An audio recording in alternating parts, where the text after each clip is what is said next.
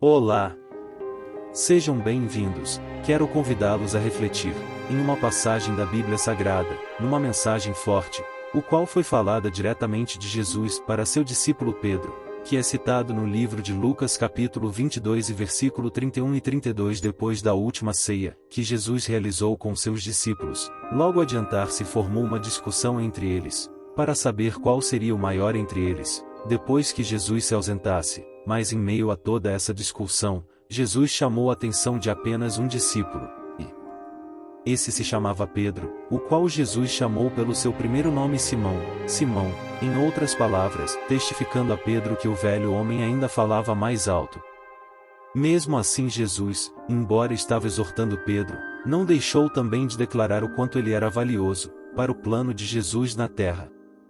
Declarou Jesus a Pedro, comparando como trigo, deixando claro que, mesmo Jesus atribuindo e declarando que Pedro sendo trigo, ele ainda era semente verde, Jesus queria que Pedro entendesse e analisasse a si mesmo. Embora Pedro sendo pescador, acredito que naquela época, Pedro entendesse um pouco de cultivo, pois o trigo era um dos produtos essenciais na sobrevivência do povo, como nos dias de hoje. Por isso usou dessa forma, comparando seu discípulo como trigo esse, que ainda precisava amadurecer. Essa passagem bíblica nos mostra verdadeiramente a onisciência do Criador, pois ele já sabe o nosso futuro, sabe exatamente as nossas falhas, e o que iremos passar em nossa trajetória na caminhada com Cristo. Desejo ardentemente que através dessa reflexão, venhamos abrir nosso entendimento, ao ponto de meditarmos e analisarmos todo o parâmetro de nossa caminhada, e entender exatamente que tipo de discípulo estamos sendo, em que condições estamos percorrendo nossa vida diante do Senhor como servos. Se estamos sendo crentes, simbolizando trigo maduro, ou ainda continuarmos sendo aquele crente como trigo verde, pensamos que já temos experiências suficiente para termos a ousadia de dizer que estamos prontos, ou que ainda precisamos experienciar novas experiências e provas, para realmente considerarmos o verdadeiro trigo maduro? Em outras palavras, Jesus os alertou dizendo: sobreviva a este mundo, mantendo-os próximos a vocês, conduzindo-os ao lugar seguro, à segurança das decisões corretas que os prepararão para a vida eterna. E disse o Senhor: Simão, Simão, eis que Satanás vos pediu para vos peneirar como trigo. Eu, porém, roguei por ti, para que a tua fé não desfaleça. Tu, pois, quando te converteres, fortalece os teus irmãos. Lucas capítulo 22 e o versículo 31, 32. Quando Jesus caminhou pela terra, ele conhecia muito bem as violentas forças do maligno. Satanás veio, com todas as armas do inferno para peneirar os discípulos de Cristo. E veio para tentar a Jesus também. Acho que nenhum de nós seria capaz de entender a fundo o enorme conflito que se ergue no reino espiritual. Nem poderíamos perceber o quão determinado o diabo está em destruir discípulos como Pedro. Ele pinta um alvo nas costas de todo crente cujo coração esteja fixado em seguir firmemente a Cristo. Veja, chega uma hora em nossa caminhada cristã, em que cruzamos o que chamo de linha da obediência. É quando determinamos em nossos corações ir até o fim com o Senhor. Conscientizamo-nos de que não há nada que nos segura nesse mundo, e nos determinamos a obedecer a palavra de Deus de todas as formas a qualquer preço. No momento em que cruzamos essa linha, entramos em uma vida de obediência e dependência em Cristo, determinados a nunca voltar atrás. Disparamos todos os alarmes do inferno, porque nos tornamos uma ameaça ao reino das trevas. Portanto, passamos a ser um alvo de todas as forças e potestades. Aflições, dilúvios de lutas virão como castigantes testes de fé. Talvez antes você fosse um seguidor de Cristo de coração dividido. Você o amava, mas não era plenamente consagrado a Ele. Talvez você quisesse seguir suas próprias ambições. Você tinha seus próprios planos traçados, ao invés de buscar seguir o chamado e orientação dele para a sua vida. As coisas andavam bem suaves em sua vida até então, o diabo não o incomodava ou o assediava muito porque você simplesmente não aparentava muita ameaça a ele. Mas as coisas mudaram. Você passou a ser exclusivamente de Deus. A palavra do Senhor tornou-se viva para você, e você passou a absorvê-la na sua vida de forma voraz.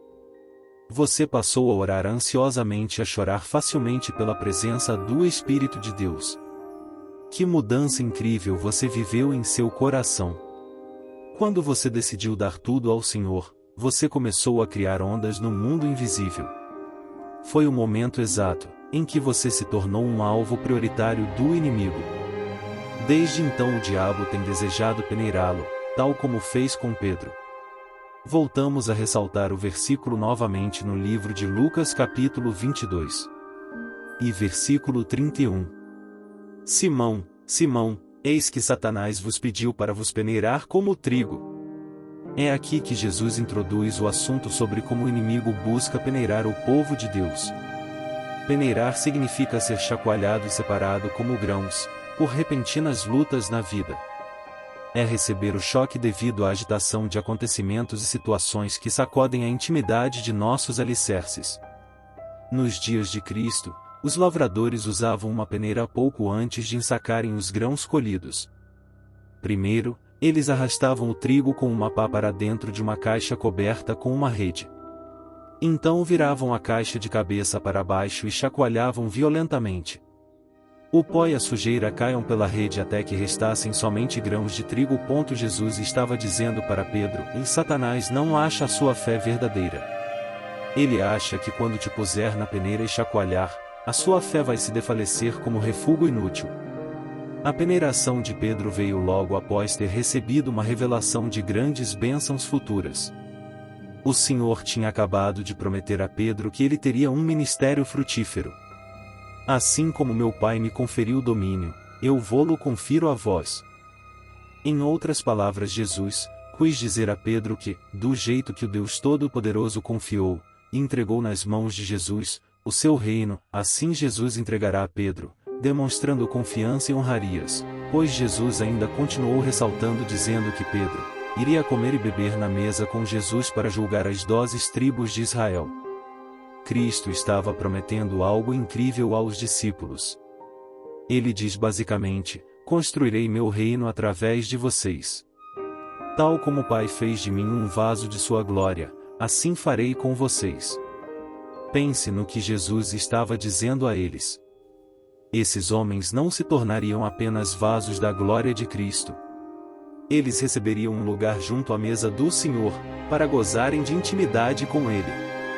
Eles reinariam e governariam como príncipes próximos ao seu trono de poder. Mal sabia Pedro que enquanto Jesus lhe proclamava essas preciosas promessas, o coração de Cristo estava orando por ele. Nosso Senhor pode ver claramente dentro do invisível mundo espiritual de uma forma que jamais conseguiríamos. E ele viu Satanás junto ao trono do Pai, acusando Pedro e pedindo permissão para colocar as mãos nele. O diabo queria fazer com Pedro o mesmo que fizera com Jó. Sua acusação deve ter sido algo assim, em uma pequena ilustração da conversa do diabo, querendo justificar algo acusador ao ponto do próprio Deus permitir o desejo do inimigo de Pedro. Acredito que foi mais ou menos assim essa conversa. O teu Jesus afirma que esse homem é uma rocha. Ele diz que vai construir a igreja dele sobre o tipo de fé que Pedro tem. Ele quer fazer desse homem a pedra fundamental de um corpo de novos crentes. Digo que esse Pedro não é rocha nenhuma. Ele é justamente o oposto, é palha, indigno de ser um vaso da tua glória. Deixe-me sacudi-lo, colocá-lo à prova. Ele não vai durar. A fé dele vai cair. O fato é que Satanás não pode peneirar nenhum crente verdadeiro, exceto com a permissão de Deus. E ele busca peneirar somente aqueles que ameaçam sua obra. Então, por que Satanás desejava peneirar Pedro agora, a essa altura? Por que ele estava tão ansioso para pô-lo à prova? Eis o porquê. Por 3 anos, Pedro estivera expulsando demônios e curando enfermos. Satanás ouviu e sabia o que Deus tinha planejado para Pedro. Na verdade, aqueles últimos 3 anos não seriam nada comparados às grandes obras que ele e os outros discípulos fariam ao longo do tempo. Satanás ouvirá Jesus lhes prometendo um outro batismo, dessa vez com o poder do Espírito Santo. E isso fez com que o diabo tremesse. O fato é que Satanás sempre vai atrás da árvore com maior potencial para produzir frutos. De alguma forma, o diabo sabia que esse homem, Pedro, tinha sido separado para produzir muito fruto. Ele sabia que Deus havia de lhe dar poder e autoridade que seriam grandemente usados contra seu reino das trevas. Tendo já derrubado Judas, Satanás agora pensava ter visto certa dose de corrupção em Pedro também, algo em que pudesse se apoiar para fazer a fé de Pedro desfalecer. Deixe-me lhe perguntar sobre sua própria vida. Você sente como se estivesse em um tipo de peneira agora? Você está sendo sacudido e peneirado? Caso sim, pergunte a si mesmo, por que você? E por que agora? Satanás o está peneirando porque você é uma peça importante na Igreja de Deus nesses últimos dias.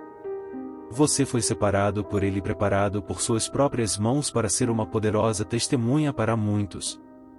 Quanto maior for a sua entrega a Jesus, maior será a sua unção. E quanto maior for o seu potencial para o reino de Deus, mais severa será a sua peneiração.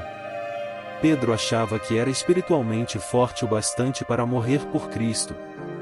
Pedro não estava ciente de nenhuma fraqueza gritante nele mesmo. Esse seria o testemunho dele em muitas palavras: e Senhor, estou pronto para ir contigo. Tive 3 anos maravilhosos com o melhor treinamento possível na palavra. Já sou maduro, tenho experiência, o Senhor sabe disso. Vi demônios fugirem. Movi multidões ao Pai. Cresci muito. Simplesmente não sou o homem que era há 3 anos. Estou pronto para ir até o fim contigo. Pense no que está acontecendo nesse cenário. Para qualquer crente com discernimento, o alerta de Jesus teria sido chocante, teria feito com que desse uma pausa para refletir e avaliar seu coração. Contudo, o alerta de Cristo aqui não abalou minimamente a autoconfiança de Pedro. O Senhor estava tentando despertá-lo para o perigo logo adiante. Mas é como se Pedro não tivesse ouvido uma palavra do que ele disse. Pedro estava em grave perigo, apenas algumas horas de cometer um pecado terrível. Entretanto, ele seguiu seu caminho confiante, gabando-se como a dizer: estou pronto. Não vou falhar. Se existe alguém que irá até o fim com o Senhor, sou eu. Talvez alguns que estejam lendo isso estão como Pedro nesse momento. Deus tem as mãos sobre você, você cresceu no Senhor, e você o ama de todo o coração. Você sempre tem uma palavra certa para as aflições de seus irmãos e irmãs. E agora, Satanás deseja peneirá-lo. Você está prestes a ser assaltado pelo inimigo como nunca foi antes. Pedro é nosso exemplo nessa questão. E Deus está buscando apagar qualquer orgulho espiritual do coração dos seus servos nesses últimos dias. Que possamos guardar esses alertas da sua palavra. Veja bem, dentro de apenas 24 horas de ter se vangloriado sobre Jesus, Pedro se tornou um aleijado moral. Ele acabou maldizendo, levado pela covardia, negando a Cristo 3 vezes. O que Pedro fez foi tão mau e iníquo que ele jamais teria imaginado ser possível. Por mais incrível que fosse a queda de Pedro, Jesus não iria evitá-la. Ele queria purificar esse obstinado discípulo de uma tendência que 3 anos de ensinamentos do próprio Senhor não haviam tocado. Milagres, sinais e maravilhas não a haviam tocado. Nem mesmo os alertas de Cristo não tinham desenterrado. Não havia mais nada para Jesus fazer, a não ser deixar Pedro ir ao fogo, para as mãos de Satanás e para a enchente arrebatadora que este traria. Jesus deixou o exemplo de como devemos tratar nossos irmãos que caem durante suas peneirações. Roguei por ti, para que tua fé não desfaleça. Conforme contemplo esse maravilhoso exemplo do amor de Cristo, percebo que não sei quase nada sobre como amar aqueles que caem. Certamente Jesus é o amigo que é mais chegado do que um irmão, Provérbios capítulo 18, e o versículo 24. Ele vê tanto nossas virtudes quanto nossos defeitos. E conclui: Satanás o deseja, mas eu o desejo muito mais. Jesus sabe que você o ama verdadeiramente. E então o Senhor disse ao discípulo: Pedro, roguei por ti. Note que ele não disse: rogarei por ti. Em suma, Cristo vira de antemão isso vindo há muito tempo. Ele provavelmente gastara horas falando de Pedro para o Pai, a como o amava, como era necessário para o reino, quão valioso era como amigo fiel. Ao ler isso, a minha oração é: Senhor, dê a todos nós esse tipo de amor uns para com os outros. Quando virmos alguém indo em direção a problemas e desastres, que os amemos o bastante para alertá-los como um amigo que se preocupa. Que possamos ser capazes de dizer: tenho orado por você. Estou orando por você. E vou orar por você. Estou aqui para você, haja o que houver. Continuaremos essa reflexão e o resumo, na parte 2 desse vídeo. Deus o abençoe.